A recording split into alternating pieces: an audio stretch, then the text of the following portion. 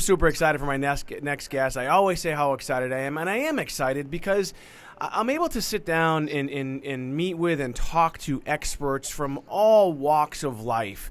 My next guest is one of the top-ranking financial analysts in the world. He's also a specialist within the world of cryptocurrency. I've been following him. I've been looking at some of his research. He's also the founder of a groundbreaking company called Standpoint Research, where he gives you, the kind of the inside information. A lot of the information that he gives you is stuff that you really can't find anywhere else. He's a very, very interesting guy, a very interesting background. Been at this game for a very, very long time, and obviously an enthusiast within the world of cryptocurrency. I'm very, very happy to have him. Please help us welcome Mr. Ronnie Moas. Ronnie, thanks so much for joining us. Thank you for having me. So, Ronnie, my background in crypto is like a lot of people. It hasn't really, I don't have a long, extensive background, but I kind of heard about you and listening to another podcast. I started following you on Twitter. Tell us a little bit about your background and how you first became a financial analyst, and then how you kind of got into the world of cryptocurrency. I turned 50 years old last year. I moved to Miami Beach from New York 8 years ago. Most of my life I lived in New York. People ask me where my accent is from.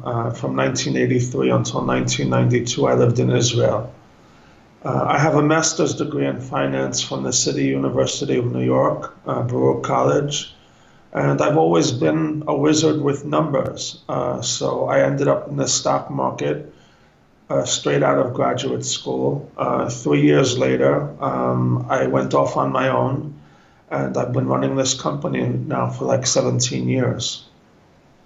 And so, we've obviously, when you said we started out with stocks and things like that, and right now, obviously, we're talking about, cryptocurrency. That's kind of why we wanted to have you on. And so you said you're down in Miami. I know that Miami had recently had a big cryptocurrency show there a few months back. How do you go from getting involved with and being a big player within the world of the financial market with as far as stocks and things like that to cryptocurrency? How did that happen? How did you learn about it? What got you interested in it? Yeah, well, what happened is someone called this to my attention back in June of last year. And within 48 hours, I realized that this was something unlike anything I had ever seen before. I saw what the supply was on Bitcoin, and I saw what the demand was going to be looking out 2 or 3 years. And it blew my mind, actually. It was trading at $2,570 at the time. On July 3rd, I went out with a price target of $50,000 on Bitcoin, looking out to 2020. And someone named Camila Russo from Bloomberg picked up on it. And the headline that went viral around the world was prolific stock picker Ronnie Moas sets $50,000 target on Bitcoin. And my life has not been the same since. I've had tens of thousands of people visit my website from more than 170 countries around the world. I am now, a week doesn't go by that I'm not asked to be a headline speaker at a crypto conference. In fact, I just headlined 2 of them down here last week. One of them was at the Miami Beach Convention Center. I was the headline speaker there, and 15,000 people showed up. Wow. Yeah, it's really amazing how quick this world moves, and my story is right around the same time as kind of when I started to get involved in it. And as an entrepreneur and a business owner, I got really, really excited about it for not necessarily even making money, but just what cryptocurrency can do. So I know Bitcoin is really one of the things that you're really knowledgeable about, but I wanted to just ask you some basic stuff because one of the things that I get so excited about is I'm trying to get as much information, quality information from experts like you that understand the financial markets on just some of the basics. So I just wanted to ask you some basic stuff, and maybe you can help me with it. So the first question I have about Bitcoin that a lot of people are still having trouble wrapping their head around is, what is Bitcoin? In other words, is it a commodity? Is it a store of wealth? Is it just a tradable? What is it? Is it a security? I mean, no one. It's all of the above. Okay. And some people are looking to pay for goods and services with Bitcoin. Some people are buying it and holding it the way I am because we believe it's going to appreciate by another 500 or 1,000% in the next few years. You have a situation right now in the world where there is $200 trillion tied up in stocks, cash, bonds, and gold, and all four of them are overvalued. If 2% of that $200 trillion ends up in crypto, you're looking at a $4 trillion valuation, 9 times where we are today. If Bitcoin holds on to its current market share, the price goes to $85,000. And I think we will be there within 3 to 5 years. So, I mean, it gets gets your blood flowing a little bit when you think about that. As someone who holds Bitcoin myself, and obviously you do, and I don't know if you know, but I wrote a book about it. But let me ask you this: why do we need Bitcoin? Well, there's a lot of reasons. You have people in third world countries that don't have access to bank accounts. They can now open up their own businesses, buy and sell goods and services with crypto. You have third world countries where their currency is declining by 2-3% a month in value, and people in places like that want to buy Bitcoin because if they swap their local currency for Bitcoin, not only do they have a currency that stops declining in value, it's going in the opposite direction. It's acting the way a currency should act. There's a capped supply, and that is going to force upwards pressure on the price. That's a great answer, and I was going to go down this road later on in the podcast, but I'm glad you brought it up because I know that you're a philanthropist. In fact, you have a website called philanthropyandphilosophy.com where people can go to and check out some of the charitable organizations that you recommend and that you're involved with, and that's one of the things that really excites me about you as well because, and myself, I'm interested is the ability for cryptocurrency, not just Bitcoin, but cryptocurrency in general, to help people. Tell us about those people that what is called the unbanked or the unbankable, and how I don't know if you have any specific use case scenarios because I know you've been to over 70-80 countries. I mean, can you give us examples like real use case scenarios of maybe someone in Venezuela or Zimbabwe or these countries where their currency is just junk, and how Bitcoin has changed their world? Well, just to backtrack for 1 minute, I didn't finish answering the previous question. I don't know whether you remember the cartoon, The Jetsons. Yeah, of course. All right, well, we're there now. All right, I remember I had a situation a couple of months back. Someone from London called me. He wanted my service. I think Bitcoin was trading at $12,000 at the time, and we agreed on a price. I think it was 1/10 of a Bitcoin. It was the middle of the night in London. I got off the computer and the 10th of a Bitcoin was in my account. He didn't have to wait until the banks opened the next morning. He didn't have to walk 15 minutes to the bank. He didn't have to wait online for 15 minutes once he got to the bank. He didn't have to go into a cubicle, fill out paperwork, show ID, sign off on papers, pay the bank $50 to wire me the money that I may have gotten 3 days later. Okay? So we are now, this is what is going to push us into the second half of the 21st century. For you to ask me right now to go back and do my banking business the way I did 2 years ago, now that I have crypto, would be the equivalent of asking me to replace my computer with a typewriter. It's not happening. Yeah, I mean that's just amazing when you think about it. It's also one of the things that got me excited as a business owner who processes millions of transactions on an annual basis with credit cards. And when I started to see the fluidity of cryptocurrency, in particular Bitcoin, and how we had alternatives now, alternative to the traditional banking system, it's remarkable from a business standpoint. But from a philanthropic aspect and the ability to literally pull people up from their bootstraps, it's just awesome what's going on worldwide, right? Yeah, and what you mentioned before is true. You have people in Venezuela that don't want to sit on their local currency anymore, and they're dying to replace it with Bitcoin and put that under their mattress instead of the currency that they have, which is just deteriorating as we speak. It's and then like I said, you have hundreds of millions of people around the world that don't have access to bank accounts. I can give you a story that it's just beyond infuriating to me.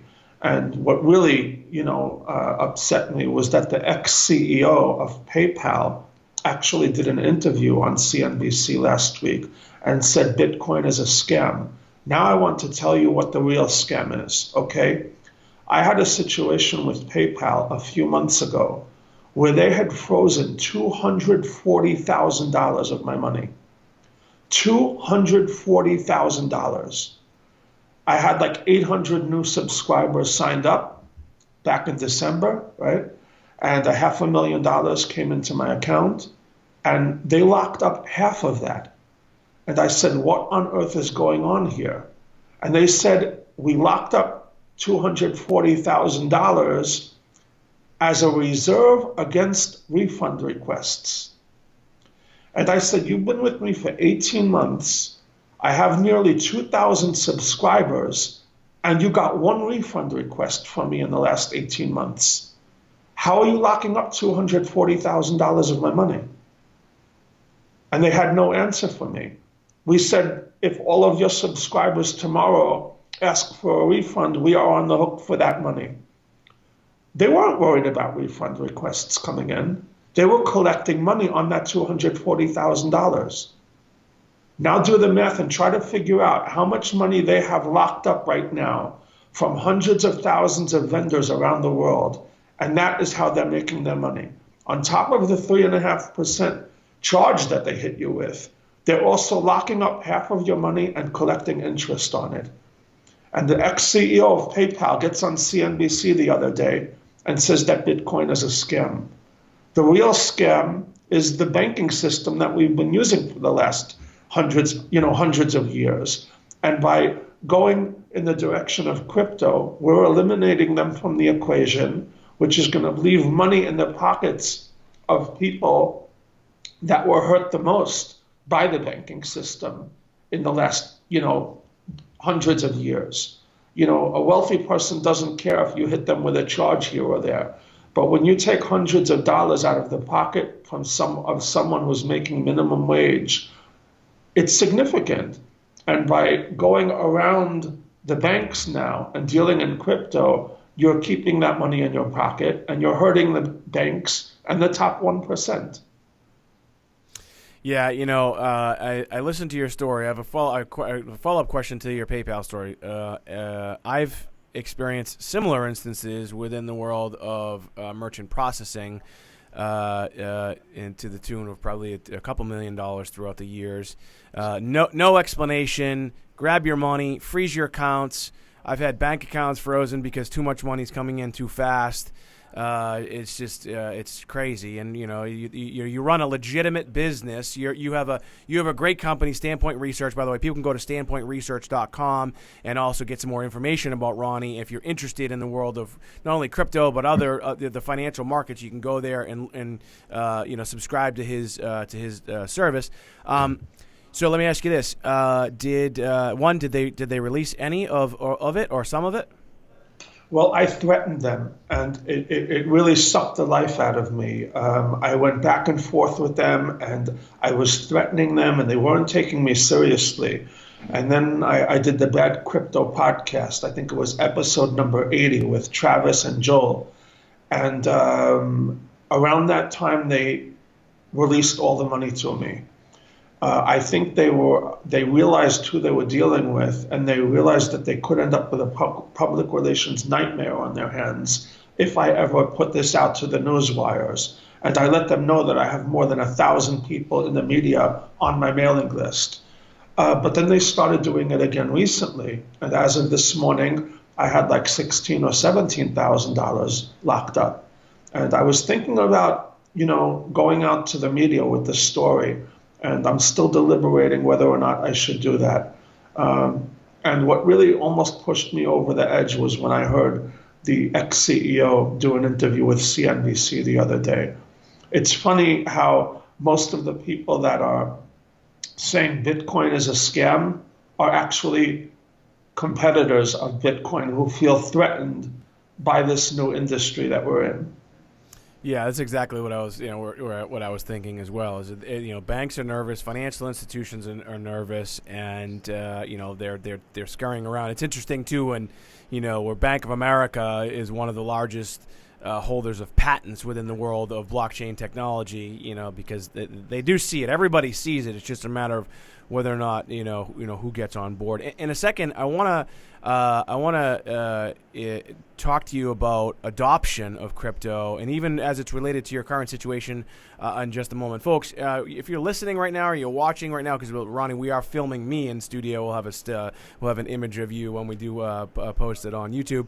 If you're watching right now or listening, we're on with Ronnie Moas. He is an expert within the world of cryptocurrency. He's really a dynamo within the world of cryptocurrency. He's everywhere. I'm really excited to have him here. His expertise is second to none. He's one of the top ranked analysts, financial analysts in the world, and that's all verifiable. You can see that. He's been on all these different programs, and I'm really, really honored to have him here. If you want some more information about Ronnie, you can just go to Ronnie Moas on Twitter. It's at RONNIE-MOAS on Twitter.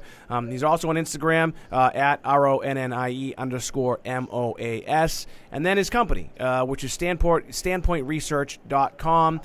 Go there, learn about him. I know he's a keynote speaker. He's a busy guy. Maybe if you're interested in that, if you have a show, you want to have him come there. If you want to have him come speak, that's possible as well. And then finally, and we've touched upon it a little bit, I've seen some of his interviews. He's not just interested in making money.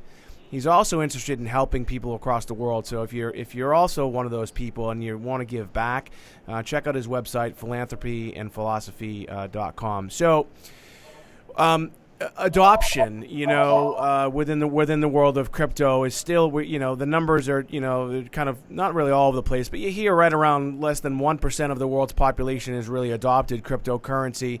And you, as someone who, again, is really, again, a leader now in this industry and providing a really solid content and, good information about the world of crypto, to be receiving payment via PayPal, why aren't you accepting Bitcoin on your website?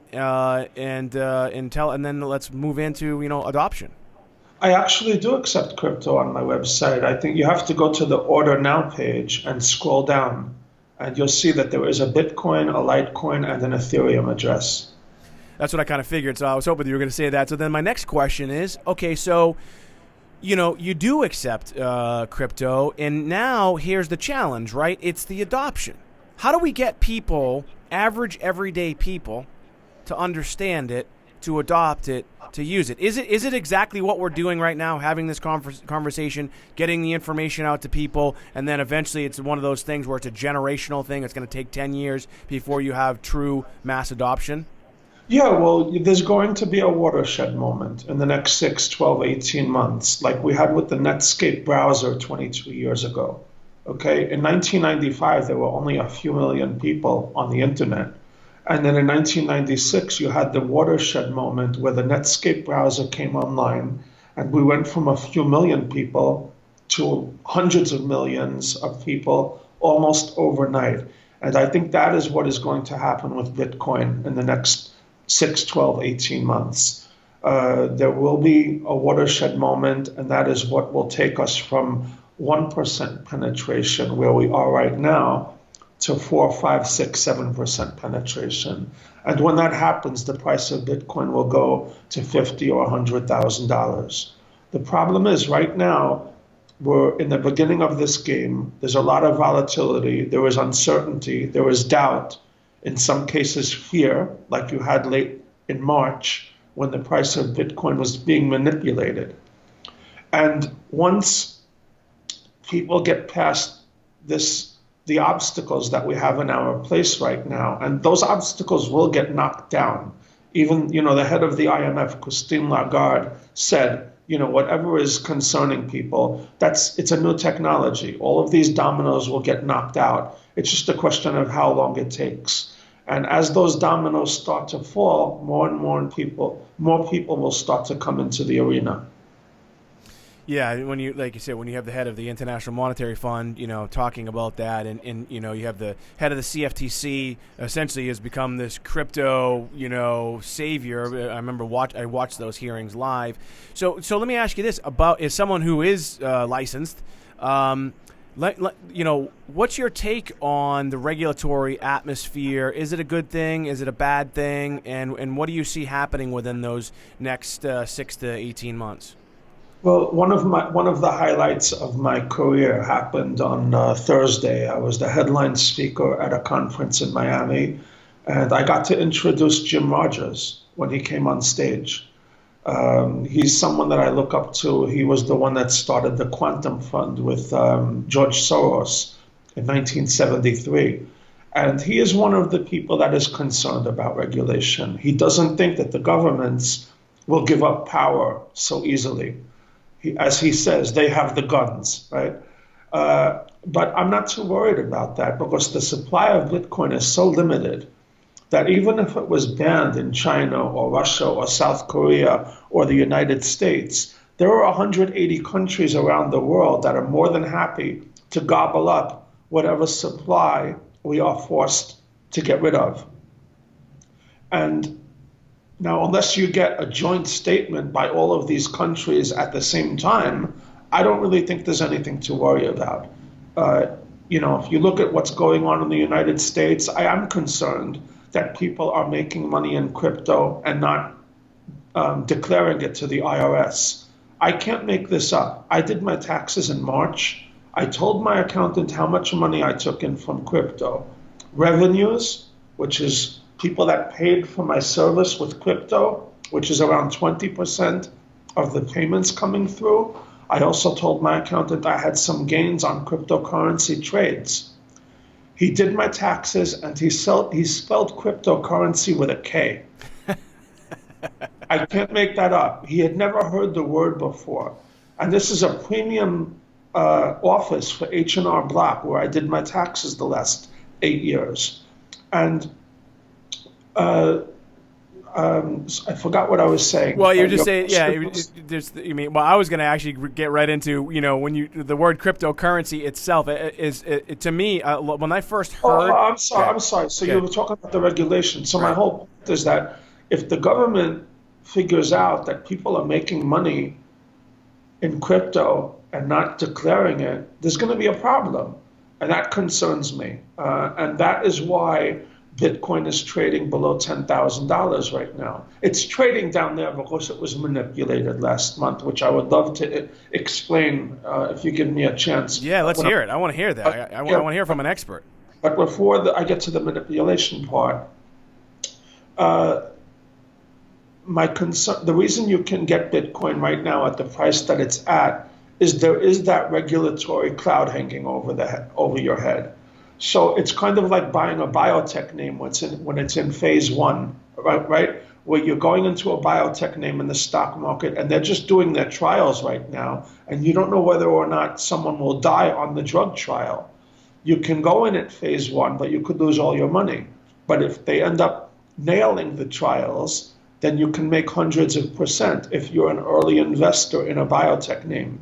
Some people will wait for phase two, phase three, or they will wait until the drug is approved on the shelves with no reports of side effects. But if you wait until then, it costs you a lot more money to get in, and there is not the risk anymore, but there's no more upside remaining. And that's the issue with Bitcoin. Do you go in now when the price is $9,000, or do you wait until the coast is clear when it could cost you $20,000, $30,000, or $40,000 to get in? Now, the issue with manipulation is as follows. Can I ask you a question before you get to that? Yes. What phase are we at right now with Bitcoin? Because if you start at 2009 and we're at, when it started and here we are today, what phase are we really at? If you want to use the biotech analogy where there are 4 phases, we're in phase 2. Okay. All right. Now, As far as the manipulation goes, there are people that see this the way I do. They think Bitcoin is going to go deep into the six figures. And you're talking about multi-billionaires with a B, billionaires, conglomerates, sharks, consortiums, whales. You can call it whatever you want. And these people are worth billions of dollars, and they want a percentage of their portfolio in Bitcoin. Let's say they want $250 million worth of Bitcoin, okay? But they don't want to pay $15,000 or $20,000 for a Bitcoin. They want $250 million in the game, but they don't want to pay full price. So they dump 20, 30, 40, $50 million worth of Bitcoin on the market, which is what they did in March. It creates selling pressure. The technical analysts pounce on it with their sell signals. Then you get a panic and a capitulation. As the market is capitulating, the whales, consortiums, sharks, and cartels quietly come back in and buy back 5 times what they sold for pennies on the dollar. If you want to know who bought Bitcoin when it moved from 7,000 to 9,000 in early April, it was the same people that dumped it on you when it was trading between $15,000 and $20,000 earlier this year. So, all right, let me ask you this: how does that happen? Just if they're dumping it, so are they taking a loss when they're dumping it, knowing that they're going to be able to recoup that loss because they're going to be able to buy it cheaper, or did they already have Bitcoin at a cheaper price than the $7,000 price? They probably bought it at $2,000. They dumped it at $20,000, and what they dumped at $20,000, they bought back at less than 10. Right. Okay. Yeah. Yeah, and the interesting thing about this, for those of you who are listening right now, we're on with Ronnie Moas. He's an expert within the world of cryptocurrency, one of the top-ranked analysts in the world. He can be found on Twitter. It's Ronnie, Ronnie Moas on Twitter, and then Ronnie_Moas on Instagram. You can also find him at his company that he founded called Standpoint Research. It's standpointresearch.com. If you want to get in this game and you're interested in getting real information from an expert that is, highly acclaimed, sought after all over the world, and go to standpointresearch.com. I'm really, really happy that he's here to spend time with us, about this world of cryptocurrency, because if you heard him earlier, we're really in phase 2, which is really the beginnings of the beginnings as far as I'm concerned, within the world of cryptocurrency. What I was going to get to before I went into my little spiel there was the interesting thing about this world of cryptocurrency. A couple things I want to think about is the manipulation is certainly a lot easier than it is at least the stock market here in the United States. That's just my opinion. You could probably tell me if I'm right or wrong. But the other part is the blockchain, meaning if there are whales, conglomerates out there, we can actually see. You don't know who they are, right? We don't know who they are, but you can see those moves being, happening, right? Where do you go? Do you go to just like blockchain.info to see that to see those types of moves? And again, for those of you that are listening that don't have a firm understanding of this world of cryptocurrency, even though it's somewhat anonymous, depending on the crypto we're talking about, anybody can see what happens, which is kind of awesome within the world of cryptocurrency and the blockchain. Is that? Are you looking at that type of stuff?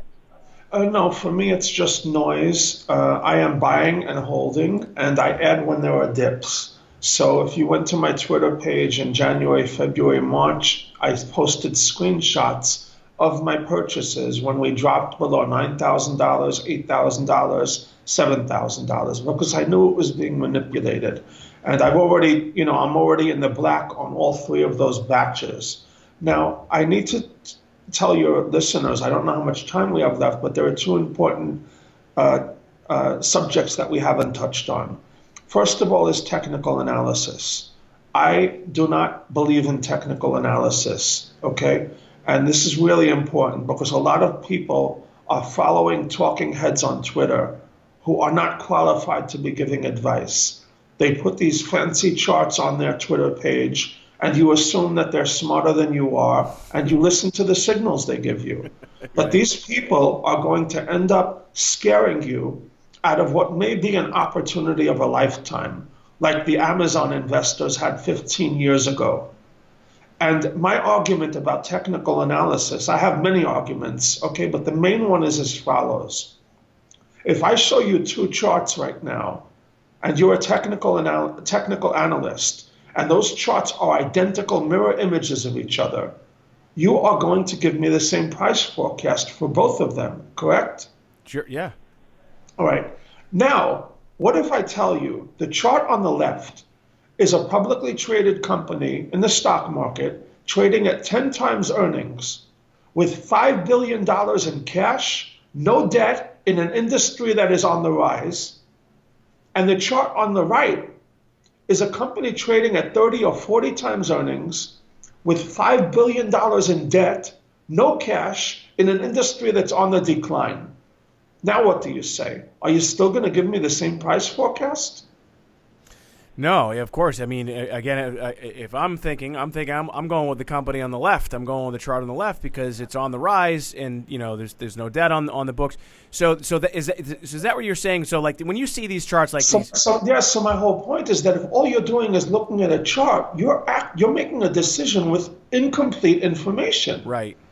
I can give my chart to some technical analyst, and where do you think Bitcoin is going? And he'll give me his opinion. And then I'm going to say, how are you going to tell me where Bitcoin is going looking at this chart when I just wrote an 87-page report on Bitcoin and you can't see anything in your chart that is in my report? Maybe you should read my report before making a decision. It's okay to look at a chart, but you have to also look at fundamentals, valuation, who's on the board of directors, and other miscellaneous variables. If you try to take the easy way out and spend 2 minutes looking at a chart, instead of spending a couple of weeks doing research on each name that you're invested in, you have no one to blame but yourself if you lose the shirt off your back. Yeah, that makes a lot of sense. So that when you're gathering information, I mean, I know Bitcoin is really, your thing, but are you so someone goes to standpointresearch.com, they subscribe to your service, are you giving that same type of, deep dive into other cryptos, or is it just Bitcoin? Tell us a little bit about that service. Well, when people sign up for my service, they get my 122-page crypto report. They get a list of all my current open stock and crypto recommendations. They get a link to a replay of the recent conference call I had with my subscribers. I then add them to my mailing list for an entire year. They hear from me several times a week via email and get dozens of recommendations during the course of the year, on top of the dozens of names I give them when they sign up. The one important point we haven't touched on yet is diversification, and this is really important. Some people are putting all their crypto money into Bitcoin, and in my opinion, that's a mistake. You did economics 101 in college, I assume. I did. You have to be diversified. You remember what Buster Douglas did to Mike Tyson. You remember what iPhone did to BlackBerry, what Facebook did to MySpace, what Amazon is doing to the yellow taxi drivers, and what Amazon did to the shopping malls. Bitcoin could be a late night talk show joke 2 years from now. So you want to be diversified and have your money spread out across a dozen or 2 dozen names. My focus is exclusively on the names in the top 100. I think people should have between 50 and 75% of their money tied up in Bitcoin and Ethereum to a lesser extent.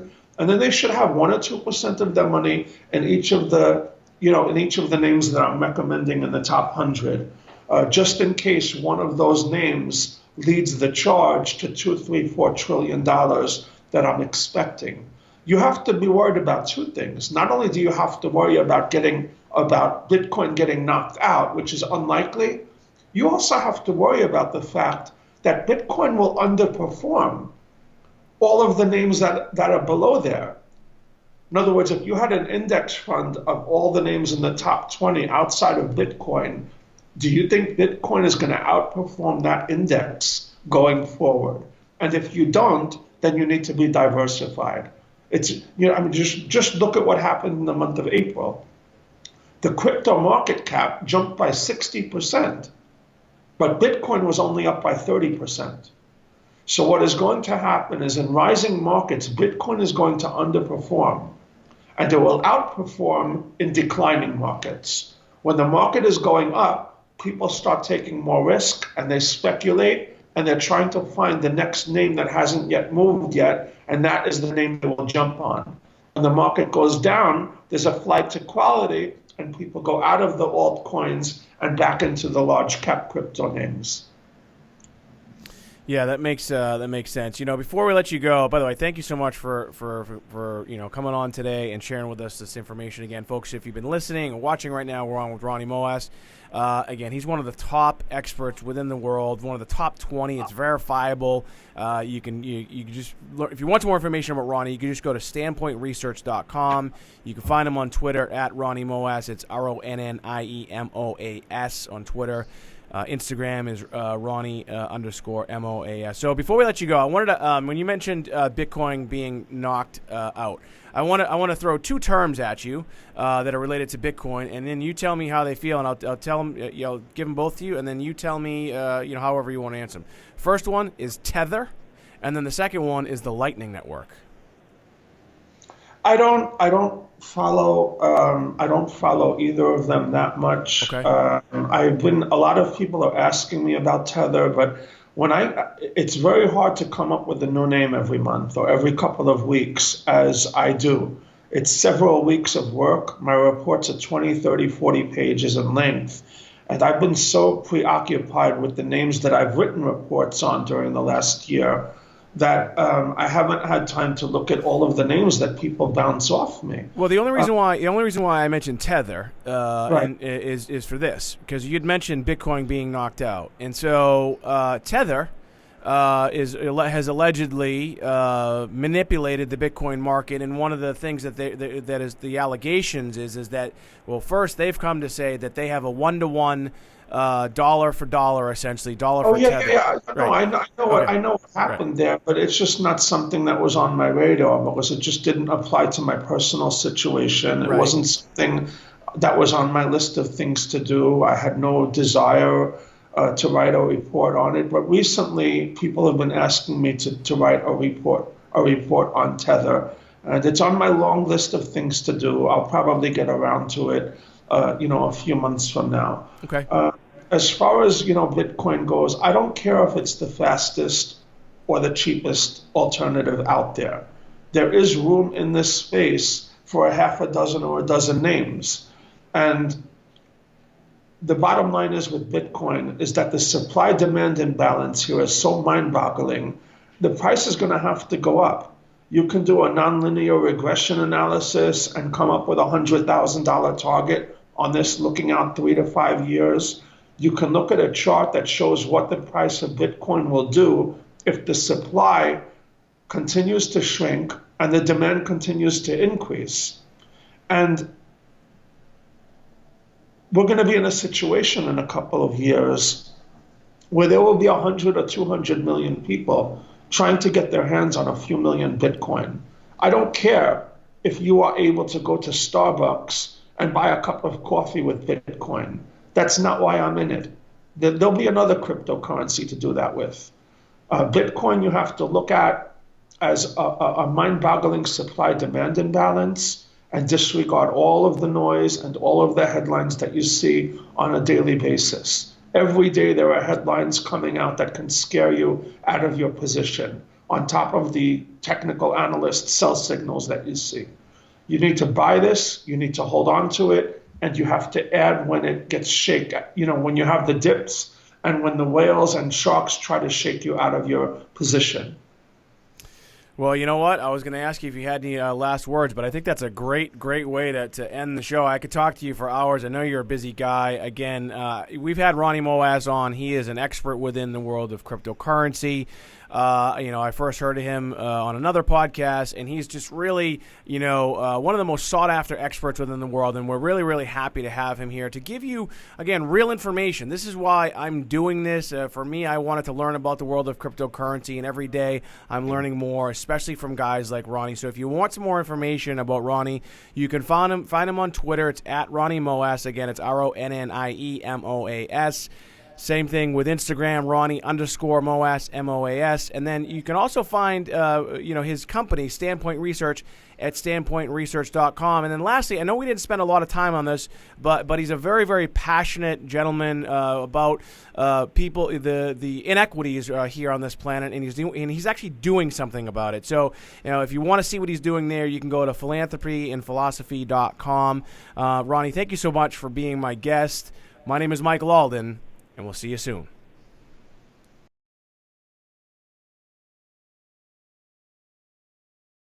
And when you said it's the biggest opportunity, I really think it's the biggest opportunity. And when I speak at all these trade shows that I'm going to be speaking at, that's essentially going to be my message. When I talk about mass adoption, like I can get the masses. When I started running infomercials for this stuff, you wouldn't believe it, but you get rural America in like Indiana from some woman who's, just living in a modest lifestyle in her 60s, not even tech savvy, calling up and saying, how do I buy Bitcoin? My grandson was talking about it. I just need someone to hold my hand. And we were like, wow. Yeah, well, you're talking about Indiana. I'm talking about Afghanistan, okay? Right. I had someone call me a few months ago. I don't know if he was from Afghanistan or India or Pakistan. And he said, Ronnie, I have 1/10 of a Bitcoin right now. It's worth $1,000. Bitcoin was at $10,000 at the time. He says, I've been following you on Twitter, and if Bitcoin goes to $100,000 in the next 5 years, as you said, and I told him there's a 70% chance that happens, right? 60, 70%. He says, if this goes to $100,000, which is your price target, looking out 5 years, my 1/10 of a Bitcoin is going to be worth $10,000, and I am going to be able to lift my entire family above the poverty line. I will never forget that. I wish you. By the way, I'm gonna edit that in the show because that's such a great story. That's what I'm talking about, man. That's why I get so excited. And but as far as the Indiana woman goes, I'm worried that people are going to buy this and they're not going to they will not know how to protect their accounts from hacking. They won't understand how to work a Trezor device or two-factor authentication. That is my concern when someone, in the middle of nowhere says that they want to buy Bitcoin, that they will end up not knowing how to really buy it and protect it. Because even I am a bit overwhelmed by the whole security issue that we have. Like right now, I want to switch my phone, and I don't know what happens to the two-factor Google Authenticator that I have on my old phone. What happens when I buy a new phone? How does that transfer over? What happens if something happens to the phone that I have right now, the one phone that I have, and then it just dies on me or it gets stolen? How do I get back into my accounts? If I can't figure that out, I don't know how the average person is going to figure that out. So that's a great thing. I actually go over some of that stuff in the book, and we have an article specifically about wallets, two-factor, and things like that. So all that is, so exactly, you're right. And so I'll tell you, it's one of the things I've done. So when I have individually myself, people that we've sold, I've got on the phone with people because I just wanted to, because this is how you can really understand what's going on with your business. People who have bought my book. I get on the phone with them. I finally tell them it's me. And what I do is I actually opened up a Coinbase account with them over the phone without actually looking at their computer screen. So we open up a Coinbase account for them first. And then we open up a Binance account for them as well. And then we kind of take them through the verification process. They can figure it out. They just need somebody to hold their hand, and that's right. So I have I have a third party company there. They're all former Forex guys, experts, and that's what they're doing as well for my customers. They're taking it to like a little bit like the next level if they want it. But yeah, and that's also what my book talks about, the basics. Like, what is Coinbase? What is cryptocurrency? How do I buy it? How do I secure it? How do I spend it? Where do I put it? What is a paper wallet? What is a ledger? I've never used a ledger. I just don't want to use it. If I'm going to do anything, I'm putting everything like on a paper wallet, and as far in my mining operation, we have a separate Jack's wallet, and then we do also when we do store it in a cold hard drive as well. So I don't hold a lot individually sitting in on my phone, but yeah, if I lost it, that would really suck. Yeah. Right? No one wants to lose it. But so you're right. All that information. We're giving that information to them, and just like you and just like everybody else, and I think I open the book and say, look, I'm not an expert. I tell everybody I'm not an expert, but I know enough to know that this is the greatest opportunity of our lives. And if you sit back and 20 years from now, you have what I call if I had only syndrome, if I had only listened to Ronnie on that podcast with Michael Alden. Right. Every single person I speak to, I ask them one question, and 9 times out of 10, I get the same answer. I say, what would be more painful, to take a bet on this and watch it go to zero, or to sit on the sidelines and find out 10 years from now that I was right? And most people say it would be more painful to watch this do in the next 15 years what Amazon did in the last 15 years. The stock price went from $30 to $1,600, 50x. And that is what Bitcoin could end up doing in the next 15 years. So I always tell people, you don't take a bet that you can't afford to lose. You risk a few months' salary. If it goes to zero, you will recover. But if I am right on this, you just shaved a few years off of your retirement age. Right. So, I look at it like, look, man, if, like you said, please don't be that guy 20 years from now that says, if I'd have only done it. You're right. If it's $100, if it's $500, if it's $1,000, if it's $1 million, whatever it is you can, like you said, afford to lose, I say, look, you've got to look at it.